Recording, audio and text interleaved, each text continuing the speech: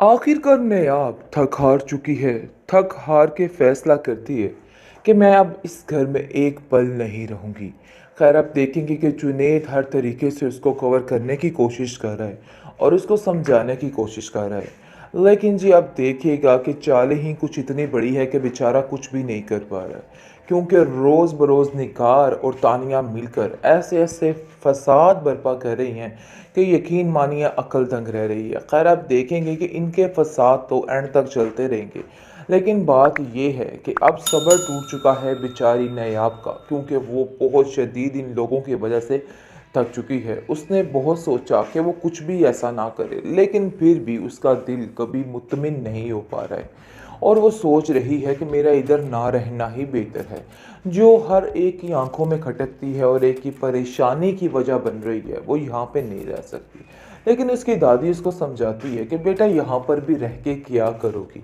देखो, तुम्हारी भाभी तो तुम्हें एक पल के लिए भी यहाँ ना पहले बर्दाश्त करती थी और ना ही अब करेगी। इसलिए बेहतर यही है कि तुम अपना ठिकाना उधर ही रखो और थोड़ा और सब्र कर लो। मैं चाहती हूँ कि सारा मसला ठीक हो जाए और तुम अपने घर में खुश और आबाद रहो। खैर, आप देखेंगे कि वो उसको समझाती बुझाती और साफ साफ उसकी भाभी उसको कह देती है कि देखो भाई, बात ये है कि इधर तो तुम्हारा रहना बिल्कुल नहीं बनता है और बात साफ साफ ये भी है कि तुम्हें यहाँ से जाना ही होगा और जल्दी जाओ, ऐसा ना हो कि कोई मसला ऊट पटांग हो जाए। जिस पर आप देखेंगे कि वो कहती है भाई, उनको कॉल करके कहो कि ऐसा कुछ भी नहीं, बस वो तो घड़ी भर मिलने के लिए आई थी, इसके अलावा और कोई भी वजह नहीं है।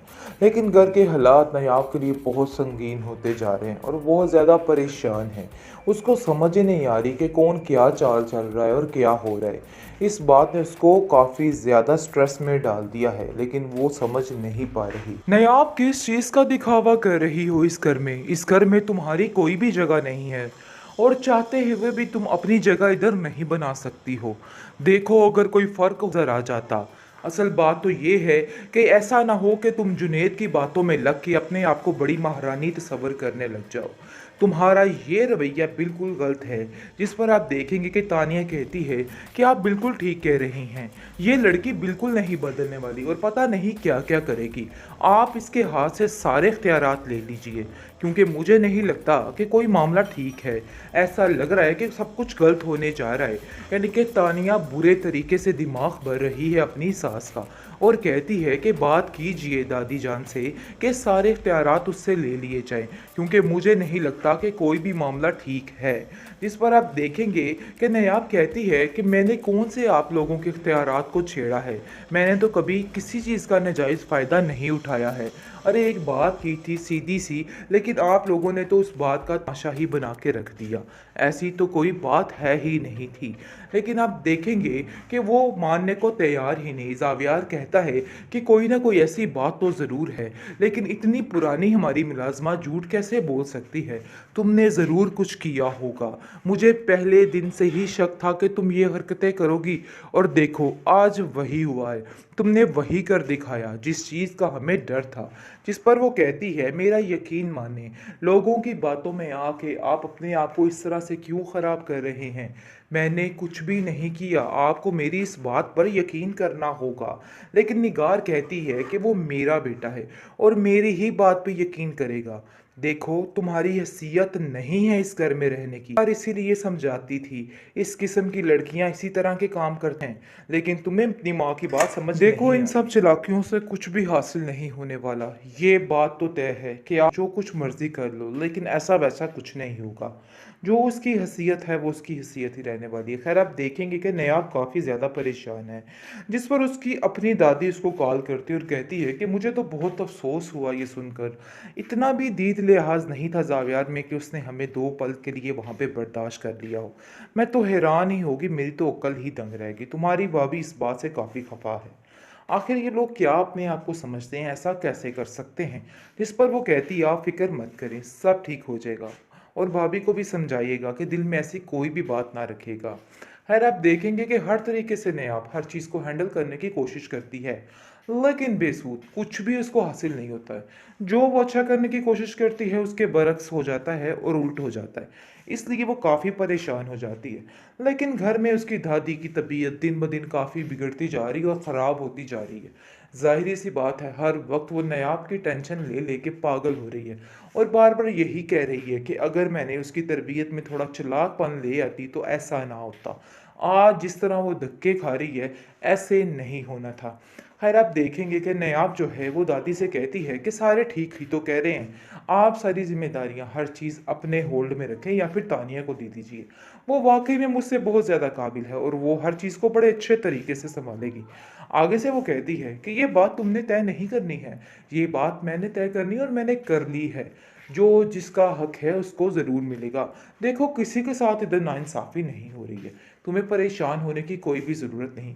यानी कि पूरे तरीके से उसको तसल्ली दी जा रही है कि तुम इन सब बातों की टेंशन ना लो। हालांकि बीचन जानती हैं कि सारा कुछ वो लोगों के कहने पे कर रही है।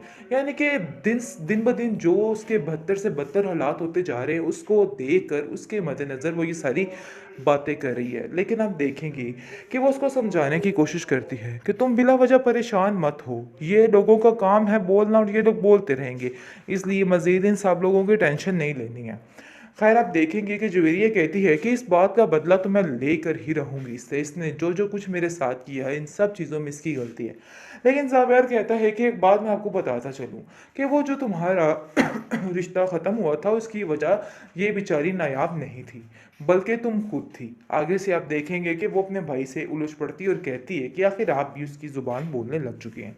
ये बात तो तय है और ये बात हमें समझ आ रही है।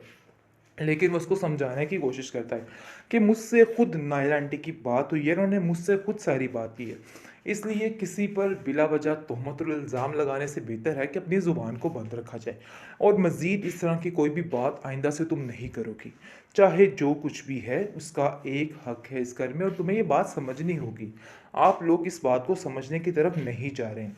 लेकिन जैसे ही उसका दिमाग अच्छे रास्ते पर, अच्छे ट्रैक पर चलता है, साथ ही तानिया और निगार कुछ ना कुछ ऐसा कर देती हैं कि सारा मामला उल्ट हो जाता है और कुछ समझ भी नहीं आती किसी को।